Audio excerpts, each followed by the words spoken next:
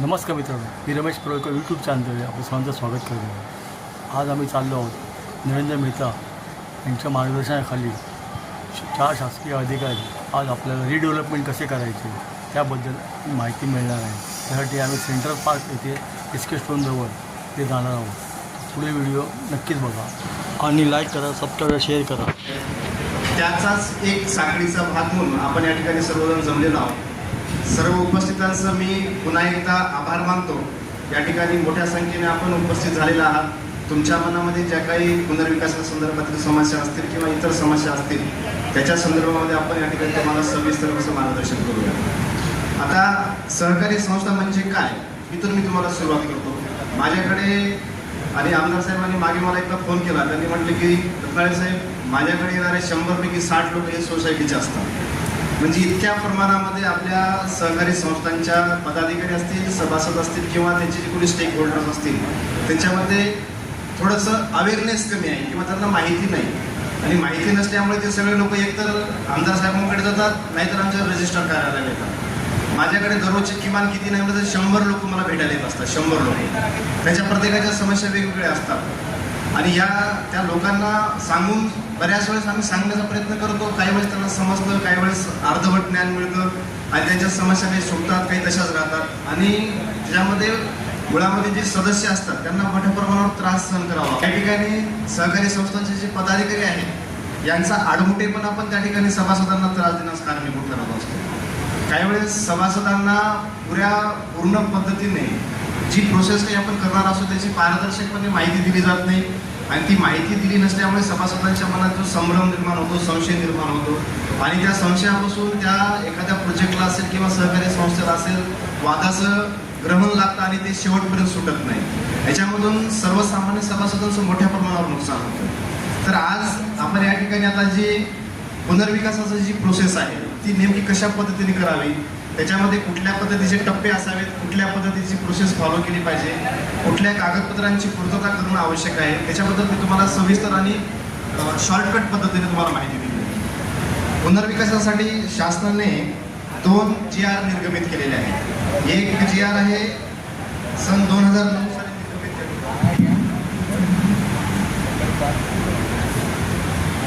शासन निर्देश आहे, शासन निर्णय आहे. एक GR जो आहे सर्वात पहिला पुनर्विकासासाठी जो शासन निर्णय निर्गमित केला होता 3 जानेवारी 2009 रोजी निर्गमित केला होता आणि त्यामध्ये सुधारणा करून 4 जुलै 2019 मध्ये एक सुधारित शासन निर्णय निर्गमित केलेला आहे. आणि या 2 शासन निर्णयाच्या अनुषंगाने सहकारी गृहनिर्माण संस्थांची पुनर्विकासाची प्रक्रिया पार पाडली जाते. आता पुनर्विकास म्हणजे काय आहे लक्षात घ्या.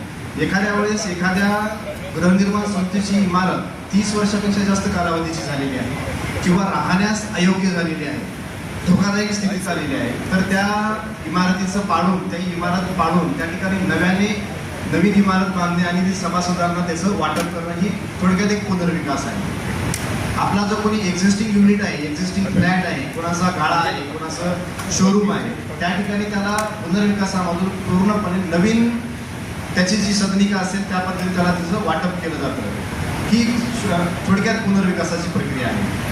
आणि ही पुनर्विकासाची जी प्रक्रिया आपण राबवत असतो त्या ठिकाणी सर्वात महत्त्वाचा जो सहभाग असतो आपल्या सभासदांचा असतो आणि सभासदांचा 100% सहभाग असल्याशिवाय पुनर्विकासाची कुठलीही प्रक्रिया पूर्ण होऊ शकत नाही.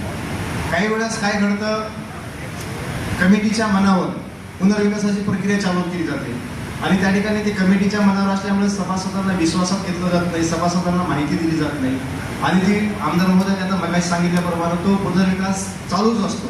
10 वर्ष झाला तरी पूर्ण होत नाही, 20 वर्ष झालं तरी पूर्ण होत नाही. अशा काही बिल्डिंग्स आहेत. आता आमच्याकडे बरेचसे लोक येत असतात, त्याचे 2010 मध्ये पुनर्विकासाचा करार झाला आहे, आज 2025 आला, अजूनही पुनर्विकास पूर्ण झालेला नाही. त्याचं कारण एकच आहे, सभासदांमध्ये असलेला माहितीचा अभाव किंवा पारदर्शकतेचा अभाव. काही ठिकाणी चुकीच्या पद्धतीनं सभासदांना काही चुकीच्या गोष्टी सांगून त्यांना खोटी आश्वासनं देऊन पुनर्विकासाचं प्रोजेक्ट हाती घेतला जातो, तो पूर्ण केला जात नाही.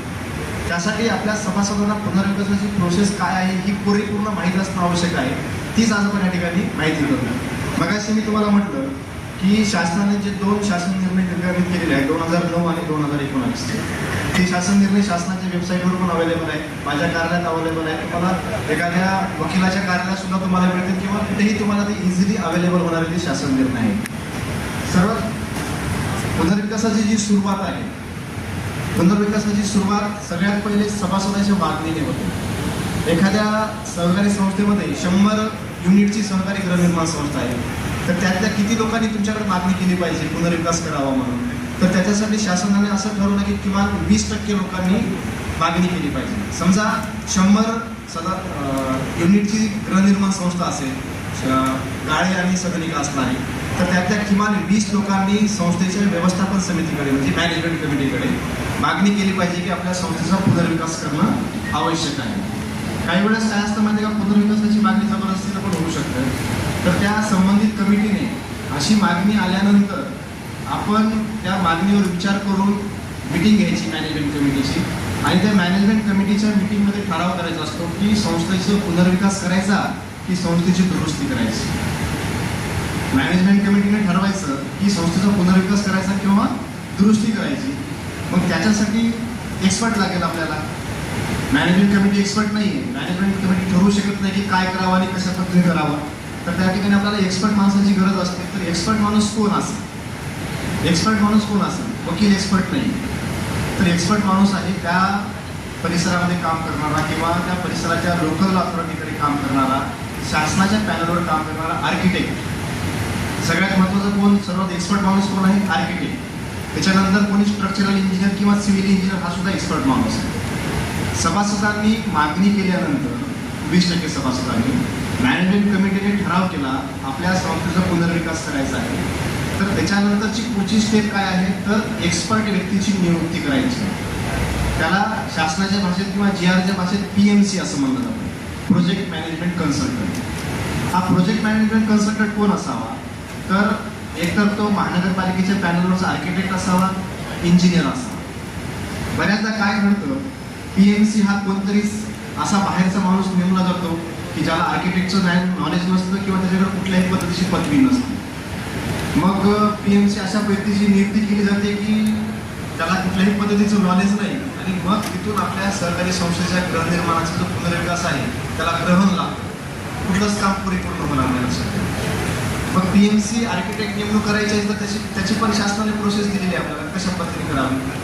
संस्थेमध्ये ठराव झाल्यानंतर, मॅनेजमेंट कमिटीने ठराव घेतल्यानंतर पुढचा टप्पा आहे PMC नेमणूक करण्यासाठी टेंडर्स कॉल करणे किंवा कोटेशन्स मागणे. तुमच्या काही वेळेस काय घडतं, सहकारी संस्थेच्या गृहनिर्माण संस्थेच्या पदाधिकाऱ्याचा असेल किंवा सभासदाचा असेल, ओळखीचा कोणीतरी एखादा व्यक्ती असतो जो आर्किटेक्ट असेल किंवा सिव्हिल इंजिनियर असेल. अशा लोकांना न घेता आपण ट्रान्सपरंट, पारदर्शकता, सहकारी गृहनिर्माण संस्थांच्या कामामध्ये पारदर्शकता असणं आवश्यक आहे. तर त्यांनी काय करावं, टेंडर्स कॉल करावे PMC अपॉइंट करण्यासाठी, एक्सपर्ट व्यक्तीची नेमणूक करण्यासाठी टेंडर्स कॉल करावे किंवा कोटेशन्स मागवावे. आणि आलेल्या टेंडर्समधून, कोटेशन्समधून जो कोणी योग्य आहे, जो संस्थेला योग्य आहे, त्या व्यक्तीची निवड करण्यासाठी विशेष सर्वसाधारण सभा बोलवायची. PMCची नेमणूक आपल्याला मॅनेजमेंट कमिटीमध्ये करता येणार नाही, संस्थेच्या व्यवस्थापन समितीमध्ये करता येणार नाही, संचालक मंडळाच्या निर्णयासाठी होणार नाही. तर ती निवड जी आहे ती संस्थेच्या सर्व सभासदांनी 66% 2/3 एवढ्या लोकांच्या उपस्थितीमध्ये होणाऱ्या मीटिंगमध्ये करायची आहे. लक्षात घ्या. काय करायचं आपल्याला, PMCची निवड कधी करायची आहे, 2/3 सभासद उपस्थित असलेल्या सर्वसाधारण सभेमध्ये, विशेष सर्वसाधारण सभेमध्ये आपल्याला ती करायची आहे. आणि त्या सभेसाठी एकूण संस्थेच्या 2/3 सभासदांची उपस्थिती आवश्यक आहे. समजा उदाहरण देऊ सांगतो, 100 सदस्यांची गृहनिर्माण संस्था आहे, तर त्या संस्थेचे एकूण 67 सभासद त्या मीटिंगला हजर असणं गरजेचं आहे. त्या 67 लोकांनी ठरवायचं की आपल्याला आपल्या बिल्डिंगचा पुनर्विकास करण्यासाठी एक्सपर्ट म्हणून कोण हवा आहे, XYZ कोणी हवा आहे का, किंवा आपल्या ठरवलेला माणूस योग्य आहे का. तर त्या मीटिंगमध्ये सर्वांनी सर्वानुमते सभासदांनी विशेष मीटिंगमध्ये निर्णय घ्यावा आणि त्याची नियुक्ती करावी. सभेमध्ये PMC निवडणुकीची आपण सभेमध्ये त्याची निवड केली. निवड केल्यानंतर पुढचा टप्पा आहे त्याला नियुक्तीपत्र द्यायचं आहे, अपॉइंटमेंट लेटर द्यायचं आहे त्याला. आपल्याला अपॉइंटमेंट लेटर द्यायचं आणि त्याची कन्सेंट पण घ्यायची, त्याची संमती घ्यायची. नाहीतर काय होतं, एकतर्फी आपण निवड करून चालणार नाही. त्या आर्किटेक्टने आपल्या संस्थेमध्ये काम करण्यासाठी त्याची पण संमती कळवली पाहिजे आणि बिल्डिंग इंजिनियरची नेमणूक दिली पाहिजे. या दोन्ही गोष्टी घडल्या पाहिजे. नाहीतर काय होतं, काही वेळेस एखादा बिल्डर परस्पर निवड करतो आणि त्याला डायरेक्टली पत्र देतो की तुझी आम्ही निवड केलेली आहे, तो आमच्या बँक सोसायटीचा PMC आहे. परंतु त्याने सुद्धा त्यांना निवड केलं पाहिजे की हां यस मी तुमच्या संस्थेचा PMC म्हणून आर्किटेक्ट म्हणून काम करण्यासाठी तयार आहे. ही दुसरी स्टेप आहे. आपण 2 स्टेपपर्यंत पोहोचतोय आता लक्षात घ्या. पहिली स्टेप काय होती, संस्थेची पुनर्विकास करण्याची मागणी करणे आणि मागणीनंतर आपण दुसऱ्या स्टेपला पोहोचतो ती कुठली आहे, PMC एक्सपर्ट लोकांची व्यक्तीची निवड करणे. हे 2 टप्पे झाल्यानंतर पुढचा महत्त्वाचा टप्पा येतो. तर त्या PMCचं काय काम आहे नेमकं. एक्सपर्ट व्यक्तीची आपण निवड केली, सगळं झालं, बाकी ओके झालं, त्याची निवड झाली, त्याने सहमती कळवली. त्या PMCने काय काम करावं, तर PMCनं सगळ्यात महत्त्वाचं काम काय करायचं असतं, संस्थेने त्याला संस्थेचे ताब्यामध्ये असलेले सर्व सातबारा असेल, प्लॅन असतील पूर्वीचे, बाकीचे अनुषंगिक माहिती असेल, ती सर्व PMCकडे द्यायची. PMCने ती माहिती प्राप्त करून घेऊन संस्थेचा डेव्हलपमेंट करण्यासाठी व्यवहार्यता तपासण्याची आवश्यकता. फिजिबिलिटी, मराठीमध्ये आपण फिजिबिलिटी म्हणतो, बरोबर आहे. फिजिबिलिटी रिपोर्ट करायचा आणि फिजिबिलिटी रिपोर्ट करून त्या संस्थेचं फिजिबिलिटी रिपोर्ट बनवल्यानंतर आर्किटेक्टने ते मॅनेजमेंट कमिटीकडे द्यायचं आहे. मॅनेजमेंट कमिटीने त्या आलेला फिजिबिलिटी रिपोर्ट असेल किंवा त्याचे काही सजेशन्स असतील, काही गोष्टी असतील, त्या सर्व आपल्या मॅनेजमेंट कमिटीच्या मिटिंगमध्ये मंजूर करून घ्यायच्या आणि तो फिजिबिलिटी रिपोर्ट सभासदांच्या हरकतीसाठी संस्थेच्या नोटीस बोर्डवर पब्लिश करायचा किंवा सर्व सभासदांना तो कळवायचा आहे. मग आर्किटेक्टने फिजिबिलिटी रिपोर्ट दिला आपल्याकडे मॅनेजमेंट कमिटीकडे. मॅनेजमेंट कमिटीने तो आपल्या मॅनेजमेंट कमिटीच्या मिटिंगमध्ये मंजूर केला आणि तो रिपोर्ट आपल्या सर्व सभासदांच्या अवलोकनासाठी किंवा सभासदांच्या माहितीसाठी आपल्याला अवेलेबल करून देणं गरजेचं असतं. मग तो फिजिबिलिटी रिपोर्ट सर्व सभासदांनी पाहून त्याच्यामध्ये कोणाला वाटतं की आपल्याला काहीतरी सजेशन्स करायचे आहेत किंवा काही माहिती द्यायची आहे, ॲडिशनल गोष्टी कुठल्या ॲड केल्या पाहिजे, काही गोष्टी मिस झालेल्या आहेत किंवा तसं, तर आपण आता फिजिबिलिटी रिपोर्ट बघू. फिजिबिलिटी रिपोर्ट आल्यानंतर संस्थेच्या मॅनेजमेंट कमिटीने तो मंजूर करायचा आहे. त्यानंतर तो फिजिबिलिटी रिपोर्ट संस्थेच्या सर्व सभासदांना हरकत आणि सूचनेसाठी उपलब्ध करून द्यायचा आहे. मग त्या फिजिबिलिटी रिपोर्टवर आलेल्या सभासदांच्या हरकती वगैरे सर्व गोष्टी घेऊन तो परत एकदा फिजिबिलिटी रिपोर्ट संस्थेने मॅनेजमेंट कमिटीमध्ये मंजूर करायचा. त्याचबरोबर संस्थेच्या विशेष सभेमध्ये सुद्धा तो फिजिबिलिटी रिपोर्ट मंजूर करणं आवश्यक आहे. काही ठिकाणी जी स्टेप आहे ती स्किप केली जाते, त्याच्यामुळे बऱ्याचदा वादाचे प्रसंग निर्माण होतात. फिजिबिलिटी रिपोर्ट हा सर्व सभासदांना अवेलेबल करून देणं हे मॅन्डेटरी आहे, लक्षात घ्या. जर सभासदांना आपल्या फिजिबिलिटी रिपोर्ट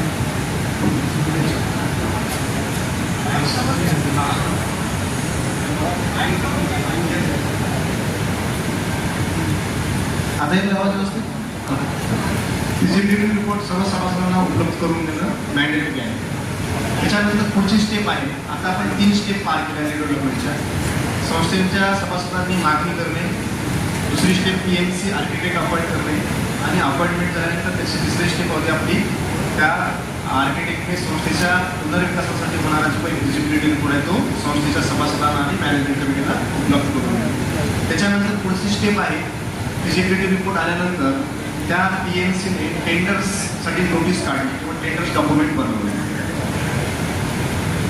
PMCने आर्किटेक्टने दिलेल्या फिजिबिलिटी रिपोर्टनुसार संस्थेमध्ये टेंडर्स मागवण्याची गरज आहे आणि हे टेंडर्स कशासाठी, तर आपल्याला येणाऱ्या संस्थेचा पुनर्विकास करण्यासाठी आपल्या संस्थेसाठी योग्य तो विकासक डेव्हलपर सिलेक्ट करण्यासाठी आपल्याला त्या ठिकाणी टेंडर्स मागवायचे आणि सदरचे टेंडर्स संस्थेने आपल्या परिसरामध्ये प्रसिद्ध होणाऱ्या राष्ट्रीय पूर्ण परिसरामध्ये किंवा त्याची जाहीर प्रसिद्धी होईल अशा पद्धतीने त्या वर्तमानपत्रामध्ये जाहिरात द्यायची आहे. किंवा एखादी संस्था काय करते, त्या ठिकाणी आपल्या परिचयातील किंवा जवळच्या लोकांना म्हणजे परिचयात असलेल्या विकासकांना डायरेक्टली कोटेशन्स देऊन सुद्धा त्या ठिकाणी टेंडर्स कॉल करू शकते किंवा कोटेशन्स मागू करू शकते. परंतु पारदर्शकतेसाठी संस्थेने ती पेपरमध्ये वर्तमानपत्रामध्ये प्रसिद्ध करणं गरजेचं आहे. एक मराठी वर्तमानपत्र आणि दुसरं इंग्लिश वर्तमानपत्र, अशा दोन्हीही वर्तमानपत्रामध्ये टेंडरची नोटीस प्रसिद्ध करणं गरजेचं आहे. त्यानंतर टेंडर नोटीस प्रसिद्ध झाल्यानंतर त्याच्यासाठी 15 दिवसाचा वेळ द्यायचा आहे. आपल्याला किमान 3 टेंडर्स आले पाहिजे. संस्थेच्या पुनर्विकासासाठी किमान 3 टेंडर्स आले पाहिजेत. अशा पद्धतीने त्याला वाईट पब्लिसिटी द्यायची आहे. माउथ पब्लिसिटी सुद्धा आपण करू शकतो की जेणेकरून आपल्या संस्थेचा पुनर्विकास करण्यासाठी जास्तीत जास्त आपल्या संस्थेमध्ये स्पर्धा निर्माण होऊन जास्तीत जास्त लाभ कशा पद्धतीने मिळतील आपल्याला, याच्यासाठी आपल्याला वाईट पब्लिसिटी करण्याची गरजेचं आहे. आणि किमान 3 टेंडर येणं आवश्यक आहे. लक्षात घ्या, 3 टेंडरपेक्षा जर कमी टेंडर्स आले असतील तर संस्थेने परत एकदा त्या टेंडर्स नोटीसला मुदतवाढ देणं गरजेचं आहे. ती मुदतवाढ 7 दिवसाची असू शकते किंवा 15 दिवसाची असू शकते. शासन निर्णयानुसार 7 दिवसाची मुदतवाढ देणं बंधनकारक आहे. 7 दिवसाची मुदतवाढ द्यावी, 3 टेंडर्स प्राप्त करून घ्यावे. जर समजा 7 दिवसाची मुदतवाढ देऊन सुद्धा 3 टेंडर्स प्राप्त झाले नाही तर संस्थेने आलेल्या टेंडर्समधून आपल्याला विकासकाची निवड करणं भाग आहे. त्याच्यानंतर टेंडर्स नोटीस काढली, टेंडर्स प्राप्त झाले, ते टेंडर्स ओपन करणे, मॅनेजमेंट कमिटीची सभा बोलवून आलेले टेंडर्स ओपन करावे. त्याच्यामध्ये आलेल्या ज्या काही गोष्टी आहेत, ज्या काही ऑफर्स आहेत, त्या सर्व ऑफरचा विचार करून, सारासार विचार करून PMC करून त्या आलेल्या टेंडर्सचं कंपॅरेटिव्ह चार्ट बनवून, तुलनात्मक तक्ता बनवून कुठला विकासक, कुठला बिल्डर आपल्याला काय देणार आहे, कुठला बिल्डर कुठल्या पद्धतीचा अधिकचा कार्पेट एरिया देणार आहे, अधिकचा बेनिफिट्स देणार आहे, अमेनिटीज देणार आहे, त्याच्याबद्दल कंपॅरेटिव्ह चार्ट बनवून घ्यायचा. आणि तो कंपॅरेटिव्ह चार्ट बनवून घेतल्यानंतर आलेल्या टेंडरची माहिती परत एकदा विशेष सर्वसाधारण बोलून, स्पेशल जनरल मीटिंग बोलून ती सभेमध्ये मंजूर करायचं आहे. मग त्यानंतर 4 स्टेप आतापर्यंत आपण पूर्ण केल्या. पुनर्विकासासाठी रिक्विजिशन मागवणे, PMC अपॉइंट करणे, फिजिबिलिटी रिपोर्ट बनवणे आणि टेंडर कॉल करणे. या 4 प्रोसेस ज्या आहेत ह्या संस्था स्तरावर करत असतात. याच्यामध्ये निबंधक कार्यालयाचा किंवा कुठल्याही शासकीय अथॉरिटीचा कुठलाही संबंध येत नाही. या 4 टप्प्यापर्यंत संस्थेने आपल्या स्तरावर कारवाई करावी. आणि ही प्रोसेस पूर्ण झाल्यानंतर, टेंडर्स कॉल केल्यानंतर पुढची जी महत्त्वाचा टप्पा आहे 79A आपण ज्याला म्हणतो, त्याच्यासाठी निबंधक कार्यालयाकडे प्रस्ताव द्यायचा आहे.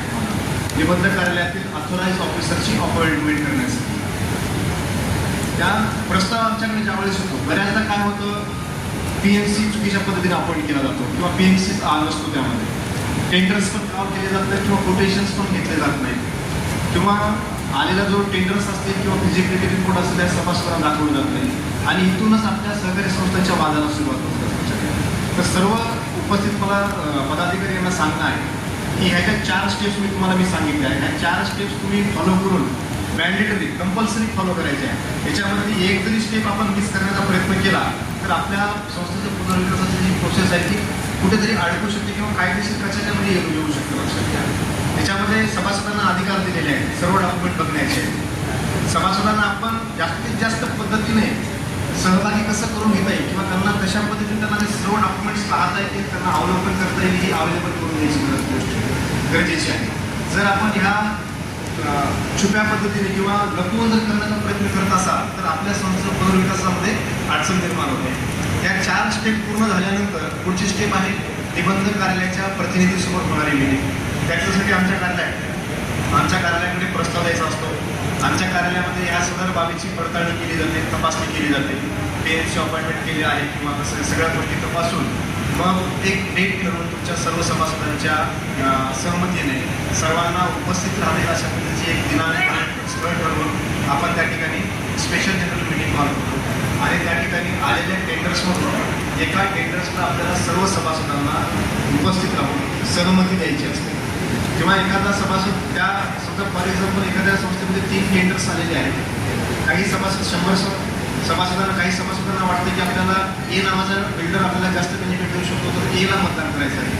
कोणाला वाटेल की B आपल्याला चांगल्या पद्धतीनं मदत करू शकतो किंवा चांगल्या पद्धतीने सुविधा करू शकतो तर B ला करायचं आहे. कोणाला C पण तिसरा पण त्यांना आवडू शकतो, त्यांनी त्याला मतदान करायचं आहे. आणि ही जी सदरची जी मीटिंग आहे शेवटची 79A प्रोसेसची, ही व्हिडिओ शूटिंगमध्ये होत असते.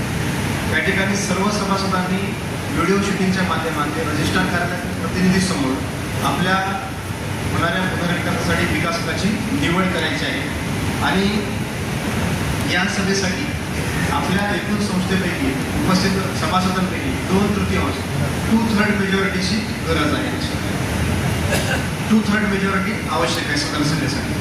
जर या मीटिंग सभेमध्ये 2/3 मेजॉरिटी झाली नाही किंवा सभा सदस्य उपस्थित झाले नाही तर त्या ठिकाणी ती सभा 7 दिवसासाठी पुढे ढकलणं आवश्यक आहे. आणि परत 7 दिवसानंतर होणाऱ्या मीटिंगमध्ये जर कोरम झाला नाही किंवा 2/3 मेजॉरिटी लोक उपस्थित झाले नाही तर ती सभा 3 महिन्यासाठी आपल्याला पुढे ढकलायला लागते किंवा 3 महिने आपल्याला ती सगळी प्रोसेस रद्द करावी लागेल. आणि मग आलेल्या त्या ठिकाणी 2/3 मेजॉरिटीने सभा सुरू झाली, व्हिडिओ शूटिंग सुरू आहे. त्या व्हिडिओ शूटिंगच्या मीटिंगमध्ये उपस्थित लोकांपैकी 51% सभासदांनी 51% मेंबर्सनी एका बिल्डरची निवड करणं बंधनकारक आहे, एका डेव्हलपरची निवड करणं बंधनकारक आहे. कोरमसाठी 2/3 मेजॉरिटी आणि बिल्डर निवडण्यासाठी 51%. 2/3 मीन्स 67% राऊंड फिगर आणि बिल्डर निवडण्यासाठी 51%. उपस्थित सदस्यापैकी, टोटल सदस्य नाही, उपस्थित सदस्यापैकी 51% मेंबर्सने त्या ठिकाणी त्या सदर सभासदाची विकासकाची निवड करायची आहे. आणि सदर विकासकाला त्या ठिकाणी रिटर्न कन्सेंट द्यायचा आहे. रिटर्न सहीचं कुठल्या बिल्डरला कम्पॅरेटिव्ह चार्ट बनवल्याप्रमाणे कुठल्या बिल्डरला तुमची सहमती आहे हे त्या ठिकाणी लेखी कळवायचं आहे, लेखी स्वरूपात कळवायचं आहे. त्या ठिकाणी हात उंचावून किंवा इतर कुठल्या पद्धतीने मतदान होतं लेखी कळवणं गरजेचं आहे. आणि मग विकासकाला दिलेल्या सहमतीनुसार किंवा झालेल्या त्या विशेष सर्वसाधारण सभेमध्ये ज्या विकासकाची निवड होते त्या विकासकाने मग पुढची प्रोसेस सुरू करायची आहे. त्या ठिकाणी आमच्या कार्यालयाचा रोल त्या ठिकाणी संपतो.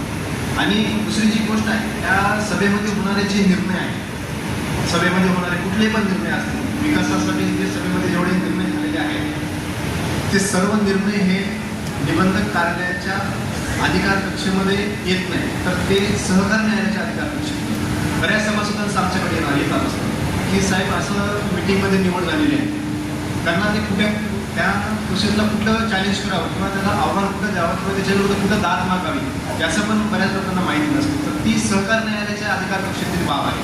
तर समजा एखाद्या बिल्डरला सभासदाला वाटलं की ही चुकीची निवड झालेली आहे किंवा जो विकासक निवडलेला आहे मीटिंगमध्ये जो निवड झालेला हा चुकीचा आहे किंवा त्याला कुठल्या पद्धतीची माहिती योग्य नाही, आपल्याला योग्य होणार नाही किंवा पुनर्विकास करण्यास तो सक्षम नाही असं वाटलं तर त्यांनी तो झालेला जो ठराव आहे तर तो सहकार न्यायालय चॅलेंज करायचा असतो. सहकार न्यायालय त्याची तपासणी करून योग्य निर्णय घेत असतो.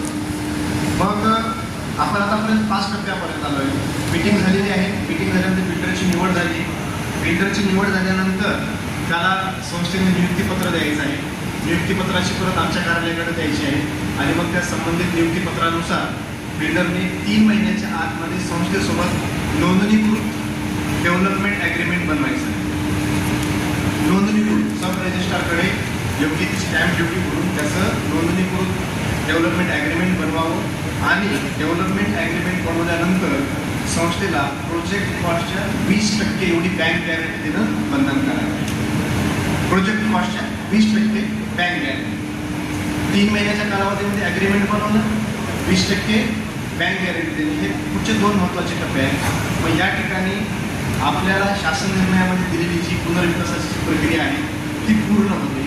त्याच्यानंतर संस्थेचे सभासद आणि संबंधित विकासक यांनी समन्वयाने काम करून कमीत कमी वेळेमध्ये सदर संस्थेचा प्रोजेक्ट पूर्ण कसा होईल याच्याकडे लक्ष द्यायचं आहे आणि त्या संबंधित विकासकाकडून तो प्रोजेक्ट आपल्याला पूर्ण करून आपल्याला आपलं जे काही स्वप्न असतं नव्या ठिकाणाचं ते पूर्ण करायचं आहे.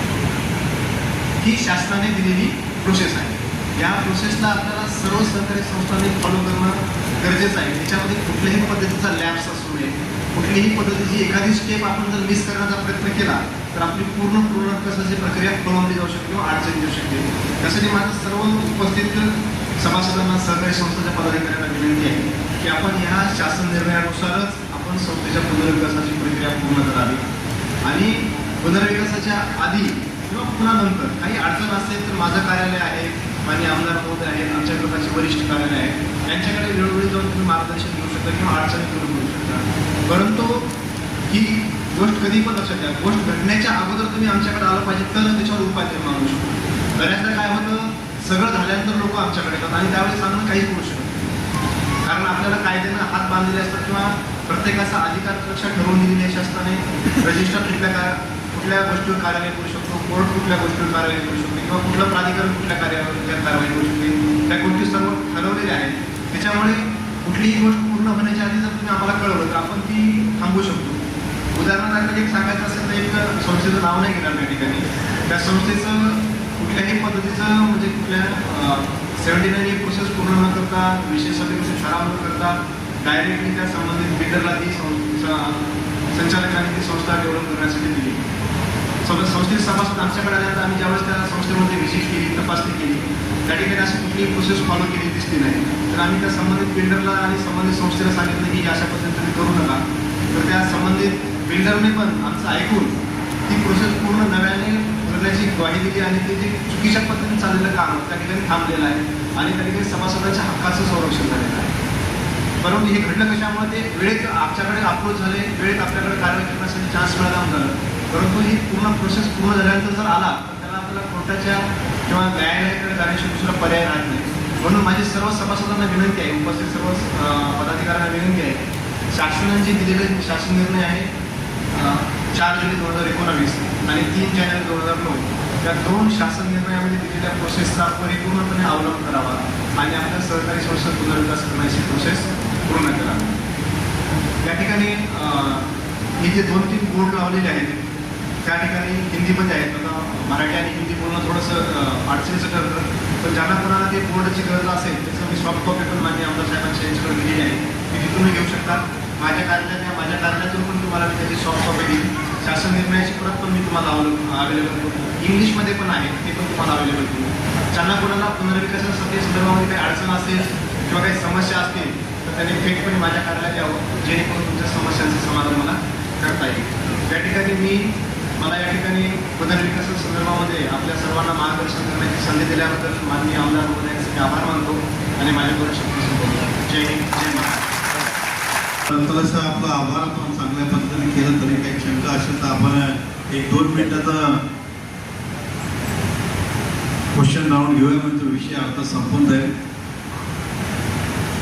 सबसे पहला ये है, क्या हमें हमारी बिल्डिंग रीडेवलपमेंट करनी है या रिपेयरिंग करनी है? हमारी बिल्डिंग टिकने वाली है या नहीं टिकने वाली, धोखादायक है? जब इस प्रकार की शंका निर्माण हो, मन में विचार हो, तो साहब का कहना था कि आप कोई ऐसा टेक्निकल बंदा ढूंढिए जो आपको ये जानकारी दे सके कि नहीं ये बिल्डिंग रिपेयरेबल नहीं है, ये धोखादायक है. हमारे म्यूनसिपल कॉरपोरेशन के बहुत सारे पैनल पे आरसीसी कंसल्टेंट है या जो ऑथराइज आरसीसी कंसल्टेंट है जो नगर पालिका में भी काम करते हैं, उससे आप ऑडिट रिपोर्ट लेंगे तो आपको बता देंगे कि धोखादायक है या फिर रिपेयरिंग है. अब रिपेयरिंग है और फिर भी अगर आपकी इच्छा है रीडेवलपमेंट करने की तो उसमें कोई गलत बात नहीं है, फिर भी सोसाइटी की सहमति है तो हम रीडेवलपमेंट को जा सकते, बराबर. अब इसके बाद इसकी जानकारी क्या, तो साहब ने कहा कि सबसे पहले हमें इस बारे में हमें टेक्निकल नॉलेज कौन दे सकता है. हम यहाँ वहाँ से जमा करते, कोई वेस्ट में जाने बोलता है, कोई ईस्ट में जाने बोलता है, कोई साउथ बोलता है, तो हम कंफ्यूज होते हैं. इसलिए हमें चाहिए कि हम पीएमसी अपॉइंट करें, बराबर. पीएमसी अपॉइंट करताना कमिटीला अधिकार आहे की नाही? कोटेशन मागवायचं पण कोटेशन मागण्याचा अधिकार कमिटीला.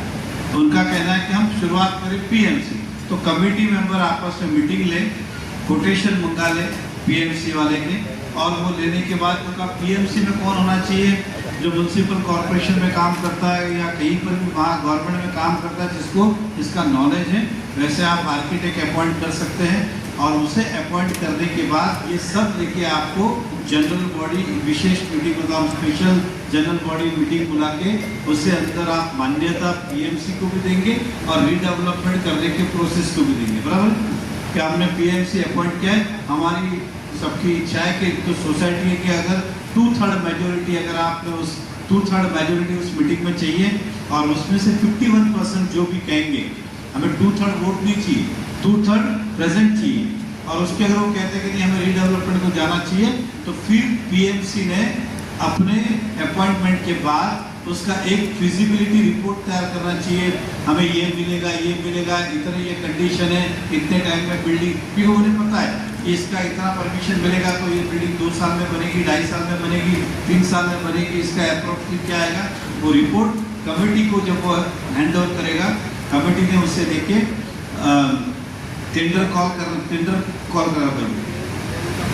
डेफिनेटली रिपोर्ट आने के बाद सब लोगों को दिखाना चाहिए। हाँ। सब लोगों की कुछ सजेशंस होंगे, उसमें कुछ कमियां होगी, वो उसका पूरा करने का प्रोसेस इंडिव्हिज्युअल मध्ये ती मीटिंग लावू नाही मॅनेजमेंट स्पेशल जनरल मीटिंगमध्ये दाखवायचं त्यांना। आणि हाँ। ऐसा त्यांना अगर कोई सभासद देखना चाहता है तो मैं सोसाइटी के ऑफिस में वो होना चाहिए। एक नोटिस में लगा के फिजिबिलिटी वीडियो आप सबके घर पे भेज दीजिए, सोसाइटी पे भी लगा लीजिए, ताकि कोई एलिगेशन नहीं करे मुझे तो मिला ही नहीं था, और उसके ऊपर किसी का ऑब्जेक्शन होगा तो कमिटी ने उस ऑब्जेक्शन पे डिसीजन लेना चाहिए, अमेंडमेंट करना चाहिए या उसको रिजेक्ट करना चाहिए, जो भी।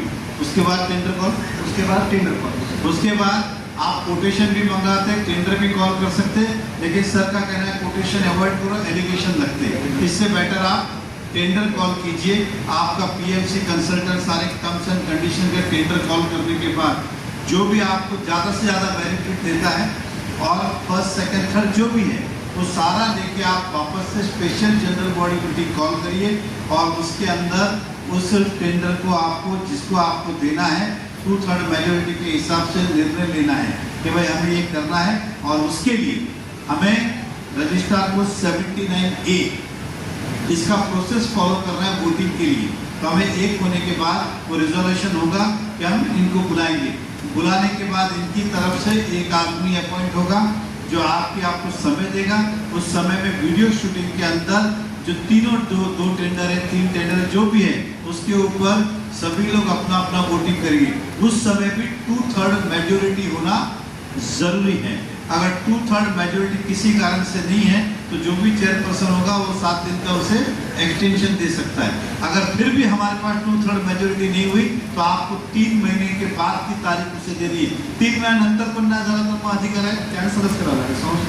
अगर 3 महीने के बाद भी रिडेवलपमेंट कोई बिल्डर का चयन नहीं हुआ तो ये समझ लीजिए कि बिल्डर सब लोगों को रिडेवलपमेंट करने में कोई इंटरेस्ट नहीं है, वहाँ पे वो प्रोसेस कैंसिल हो जाएगा। ठीक है, ये चीज़ है, आपको ये मौका मिलता है। ये होने के बाद मान लीजिए हमारी उपस्थिति है 2/3 की, अब उसके अंदर जो भी रजिस्ट्रार साहब अपॉइंट करेंगे वो सभी के वीडियो रिकॉर्डिंग के अंदर सभी का वोटिंग कराएंगे। तो 2/3 मेजोरिटी मिनिमम रिक्वायर्ड है। मान लो 100 आदमी तो 67 चाहिए, उसमें से जो भी 51% जिस बिल्डर को चुनेंगे वो रिजोल्यूशन आपका पास होगा, और फिर आप बिल्डर को इन्फॉर्म करेंगे ताकि वो आपका डेवलपमेंट एग्रीमेंट कर सके। क्लियर है यहाँ तक? डेवलपमेंट एग्रीमेंट करने के बाद उसके क्या टर्म्स कंडीशन है, तो सर ने कहा कि उसके अंदर जो बिल्डर आप अपॉइंट करें वो आपको एटलीस्ट जो आपका कंस्ट्रक्शन कॉस्ट है जो बनाने वाला है, जो आपको देना है, बनने वाला प्रोजेक्ट तो बड़ा होगा लेकिन जो आपको देना है, तो आपको बनाने के लिए अगर 100 रुपया खर्चा है तो कम से कम उससे 20 रुपये की बैंक गारंटी आप मांगिए, ताकि पता चले इनके जेब में पैसे है कि नहीं है। ये वापस से एक चीज़ है, ये होना चाहिए ऐसा शासन का है, लेकिन ये 100% मैंडेटरी नहीं है। आप बॉडी चाहे तो उसको रिलैक्सेशन थोड़ा दे सकते हैं, बराबर, क्योंकि रिडेवलपमेंट की जो प्रोसेस है सब सभासद के मन पे है। अगर सभासद ने डिसाइड किया, मेंबर ने डिसाइड किया, तो उसमें कोई इंटरफेयर नहीं कर सकता है। अगर मीटिंग के समय कहा कि नहीं 5% भी चलेगा, 10% भी चलेगा, क्योंकि जो बिल्डर 20% बैंक गारंटी देंगे, मैंने साहब से कहा बोला उसका ब्याज भी इनसे ही लेने वाला है, किसी और से नहीं लेगा। तो इस केस के अंदर हमें क्या करना चाहिए, या तो हम ये भी करते हैं भाई 20% बैंक गारंटी रखो, जैसा ऐसा पैसा लगेगा उसमें से खर्च करो, that is the totally decision of the society. इस तरह से फिर आपके काम की प्रोसेस होती है। दूसरी बात ये, बहुत बार ऐसा होता है कि वाइफ के नाम पर फ्लैट है, हस्बैंड वोट करने चले जाते हैं और हम भी उनका वोटिंग लेते हैं। उस केस के अंदर आपके वोटिंग इलीगल हो जाएंगे, लेकिन अगर आपको उनको करना है तो एसोसिएट मेंबर आप बना सकते हो विद द कंसर्न ऑफ द जिसके नाम पे फ्लैट है, वो आपको राइटिंग में एफिडेविट देवे, आप चेयरमैन को देवे, but it should be disclose before the voting. ऐसा नहीं कि वोटिंग हो गया बाद में जाके 3 दिन बाद बोला जूनियर डेट कलेक्टर दे दो, ऐसा नहीं। तो जो आएंगे उनको बोला सर ये इनके एसोसिएट मेंबर है, 5 जिन्होंने ऑथराइज इनको किया हुआ है और सोसाइटी ने एक्सेप्ट किया हुआ है, तो they can vote on the behalf of father, mother, husband, जिसके भी बिहाफ पे वो वोट कर सकते हैं, वो वैलिड गिने जाएंगे, बराबर। जब आप हमारे ऑफिस में प्रपोजल सबमिट करते हैं, उसके साथ मेंबर लिस्ट होना जरूरी है। उसी मेंबर लिस्ट में कौन वोट करने वाला है, मतलब एक हस्बैंड के जगह वाइफ की जगह पे हस्बैंड वोट कर रहा है तो उसका नाम आना चाहिए उसी वोटर लिस्ट में। कभी कई बार क्या होता है, मीटिंग के दिन हमें बता दिया जाता है कि हस्बैंड वाइफ की जगह पे उसका हस्बैंड वोट कर रहा है। ऐसा नहीं होना चाहिए। जब हमारे पास प्रपोजल आता है उसी में ये लिस्ट आना जरूरी है। तो इसके अंदर हम सुधारना करते कि जब आप बिल्डर के पीएमसी रिपोर्ट के बाद जब टेंडर आते हैं आपको फाइनल करने, जब आप रजिस्ट्रार को डेट के लिए अप्लाई करते तो साथ में वोटर लिस्ट भी अप्लाई करेंगे। तो जिनके फ्लैट शेयर होल्डर है उनका तो ठीक है, लेकिन other than the share holder है तो उसका आप साथ में एसोसिएट उनका लेटर भी देंगे कि ये लोग वोट करने वाले, ताकि उसके ऊपर एलिगेशन ना हो। इस तरह से हम ये रीडेवलपमेंट की प्रोसेस करेंगे तो इससे कोई चैलेंज नहीं कर सकता। अब मैं अपनी तरफ से एडिशन करता हूँ तो साथ को नहीं पता, बहुत बार ऐसा होता है कि बॉडी का समय था 5 साल, इधर 7 साल हुआ, इलेक्शन ही नहीं हुआ और सब सारा प्रोसेस हमने कर लिया, फिर बाद में बोलते कि बॉडी इलीगल थी। इसलिए सर का भी ये कहना है, उनको ही मैंने कहा है कि सर जब आप एप्लीकेशन ले तो उनको बोलिए बॉडी का प्रोसेस भी दे। तो आप सभी लोग जब रीडेवलपमेंट करें तो पहला तो ये चेक करना कि हमारे ऑडिट रिपोर्ट सबमिट हुए क्या, हमने ऑडिट किया है क्या, हमारे society K election on time हुए हैं क्या, और वो नहीं हुए तो पहले वो कॉम्प्लायंस करिए ताकि उस पर कोई उंगली ना रखे। नहीं तो एक आदमी आपका पूरा काम खराब कर देगा कि जिस बॉडी ने रिजोल्यूशन किया उनको अधिकार ही नहीं था, तो I will go to the cooperative court. अब उसके अंदर बहुत सारा फिर लिंगरिंग होता है, फिर बिल्डर कहता है मेरा प्रोजेक्ट कॉस्ट बढ़ गया है, अब ये बढ़ गया, एडिशनल दो, नहीं तो हम कोर्ट जाएंगे। इसलिए इन सब चीज़ों को अवॉइड करना है। थोड़ा समय लगता है, मेहनत लगती है, लेकिन प्रोसेस आप पूरा फॉलो करें, ठीक है। अब लास्ट की बात, 79 ये करने के बाद कभी किसी को ऐसा लगा बिल्डर 3 महीना हो गया चल, तो फिर से जनरल बॉडी को अधिकार है कि वो 79 ए भी वापस से आप कैंसल कर सकते हो। 79 ये कर दिया मतलब ब्रह्मास्त्र नहीं हो गया कि वापस आने वाला नहीं है, ये लौटाया नहीं जा सकता है, उसे भी लौटाया जा सकता है विद जनरल बॉडी स्पेशल मीटिंग बुला के, भाई अभी किसी कारण से नहीं हो रहा है इसे कैंसिल करें और फिर से हम कोशिश करें। अब इसके बाद में कोई सवाल जवाब होंगे तो हम रफ्तार साहब से यहीं पर है, बाद में 1 to 1 करेंगे। मैंने बात जो नहीं समझ में आई तो थोड़ा हिंदी में समझ के आपको समझाने का प्रयास किया है, और उसके बाद भी लगे तो रफ्तार साहब भी है, मैं भी हूँ, आप भी करते रहेंगे। अब मैं हमारे किशोर मांडे जी से कहूँगा, डीडीआर साहब से, कि टीम कन्वेंस का जो विषय, इसकी शुरुआत कैसे करनी चाहिए, किसे कन्वेंस मिल सकता है, किसे नहीं मिल सकता है, इसके ऑफिशियल चार्जेस क्या है, क्योंकि इस शहर के अंदर कई सारे बिल्डिंग में 2-2, 4-4 लाख रुपया, 5-5 लाख रुपया देके 2-2 साल हो गया, 2.5 साल हो गया, 3 साल हो गया, तो पैसे अभी तक आ भी नहीं रहे और वो बंदा तारीख पे तारीख दिए जा रहे हैं। और हमारे किशोर मांडे जी का कहना कि सर कि मैं 90 डेज में प्रपोजल का डिसीजन दे देता हूँ, मेजोरिटी तो गवर्नमेंट का ऑफिशियल टाइम 6 मंथ है, but I try my level best कि उसी के पहले कर दूँ, लोगों को तकलीफ ना हो, ये उनकी पॉजिटिव भूमिका है। लेकिन हमारे शहर में हमारी अधूरी जानकारी होने के कारण हमारे पास से कई सारे पैसे ठगे जाते हैं, कभी अधिकारी के नाम पे, कभी नेताओं के नाम पे, कभी ब्यूरोक्रेट्स के नाम पे, और इस तरह की गलत बातें फैलाई जाती हैं। अगर हमारे कागज पूरे हैं तो वो डीडीआर के पास आप जाएंगे तो आपको न्याय मिलेगा। तो आज मैं किशोर मांडे से यही कहूँगा की सर सोपी भाषामध्ये तुम्ही सगळ्यांना समजून घालून द्या की ह्या कागदाला इकडे तिकडे कुठे काही लाखो रुपये तुम्हाला द्यायची गरज नाही। नॉमिनल फीज असेल एखाद्या माणसाची 5-50 हजार तिथपण ठीक आहे, इकडे लाखो रुपये घेतले जातात। तो मैं एक बार जोरदार ताली बजा के हम स्वागत करें उनका।